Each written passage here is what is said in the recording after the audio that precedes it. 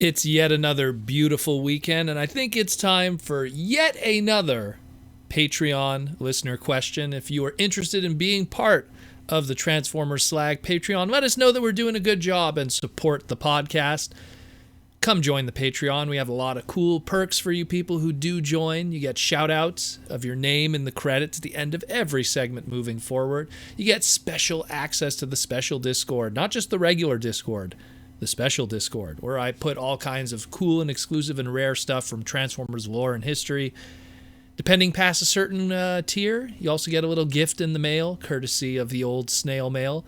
And of course, you get to be part of the Patreon listener question. Ask something on the Patreon podcast and get it fleshed out live. So, once again, we have a Patreon listener question. It comes from our longtime patron, Massive Gains, and he wants to know, with so much amazing Transformer product geared up to come out next year, from Kingdom to Studio Series 8.6, what do you think are some of the items that we'd have to be careful to pick up out of fear that they might become more difficult or pricier later?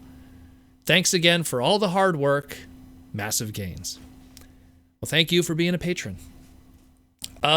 This question comes up a lot. It falls more into that Transformer finance kind of discussion that I always lean on. I know that I've probably talked about this in one of the live streams in the past, but I always have this strong stance on high price point items. Primarily because there's a lot of different kind of things going on, whether it be them not revisiting that character again at that price point, the fact that those price points to begin with are limited in mass retail also. So like, Titan class, they might have 2 per case and that's all they'll have in the store of the store's lifetime. Something like a Toys R Us in the past, they might get 6 or 7, but and then on top of that, it's sometimes they're just characters that they'll never revisit in that price point. So again, Earthrise Scorponok. Do you think we'll be revisiting a Titan class Earthrise Scorponok in the next 5 years, 10 years, 15 years? Probably not likely. So the way that I look at the lifespan of those things is Titan class, Commander class, and Leader class, limited MSRP floor space, usually characters, with the exception of like the Optimuses and the Megatrons, usually characters that don't revisit that price point very often, and on top of everything else, they have a weird kind of fluctuation of prices. When they first come out, it's mass MSRP. Usually if you wait maybe a week, 2 weeks, 3 weeks after they come out, there's a slight dip in their price because of a sale. There might be a 25% off, a 15% off sale or something. Maybe a fan pre-ordered it, bought it, opened it up, now needs money, changes their mind, so they're willing to sell it, at cost, opened without taxes, or maybe even less, shipped. So there's those kind of opportunities. But, and this is a huge emphasis, big old booty butt, if you wait potentially 2 months, 3 months, 4 months, half a year to a year where, and I use air quotes here, the product is retired from retail, that's where things get a little more dicey, because the second that product leaves retail, it enters this weird area of it takes space in different warehouses and different stuff like that, where you have to hope, okay, is this going to show up at a closeout place? Is it going to show up at an Ollie's after a year at an extremely closeout 50% off price? That's the gambling area after a year. But then when you talk 2 years, that story's done. At that point, now it's just a matter of, can you get it cheap? If you want to buy it on the internet, you're going to be just paying crazy numbers because of how large those items are just on the shipping.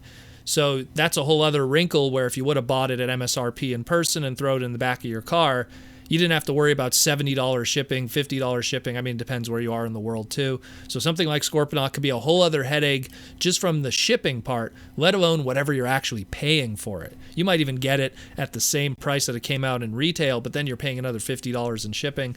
So there's a lot of X factors there. So I always start with those high price point ones. Those are the ones that you have to really be attentive, but you can't wait too long, because when that window closes, that's it.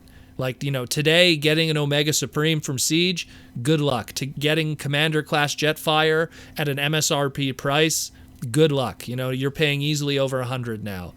Same Skylynx is going to happen too, because those are characters that I don't see them revisiting in the future at a Commander class. You'll see Skylynx again, for sure. You'll see him as a Deluxe. You'll probably see him as a Voyager in 4 years, 5 years. You might get some kind of reimagining of the character from some kind of other TV series. But I'm telling you, Commander class, it's a one and done.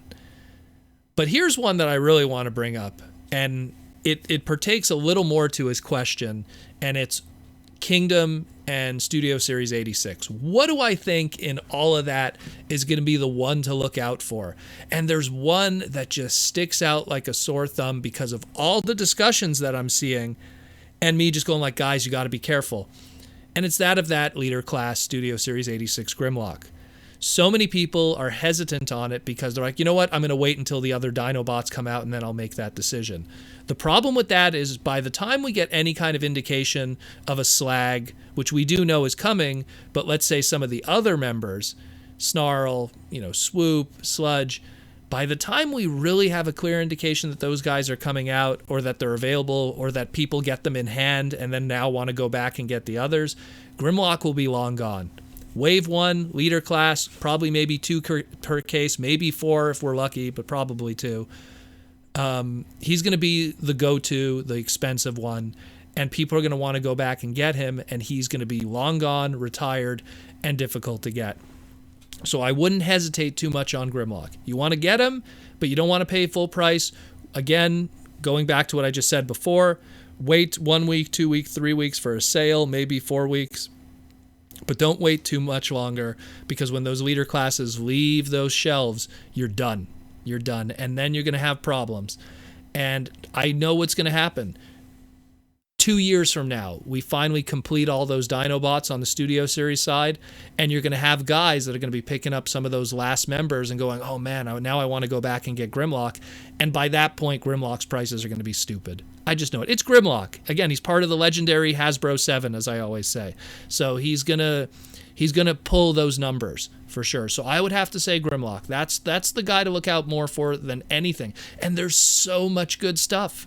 There's so much good stuff that we know about, but that's the one that I feel has this little wrinkle in him because he's so tied to 4 other toys that those 4 other toys are going to influence his value, because those 4 other toys are going to come out later and people are going to pick them up and then go, oh, I want to go back and get the leader of the Dinobots, and he's going to be expensive and he's going to be out of circulation.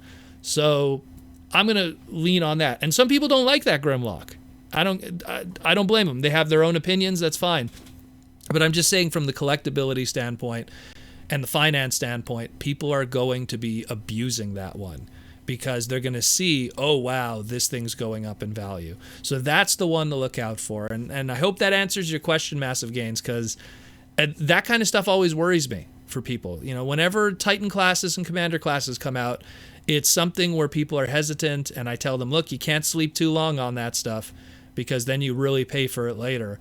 And that's, big high price point stuff. But even in the leader class, stuff like that Studio Series 86 Grimlock, he's going to fall into that category for a different kind of reason, but a reason nonetheless. So once again, thanks again, Massive Gains. If you are interested, again, in being part of the Transformer Slag Patreon like Massive Gains over here, check the description below. Check the comments below, patreon.com/Protoman. Come join us, support the podcast, and check us out during the streams on Saturdays also.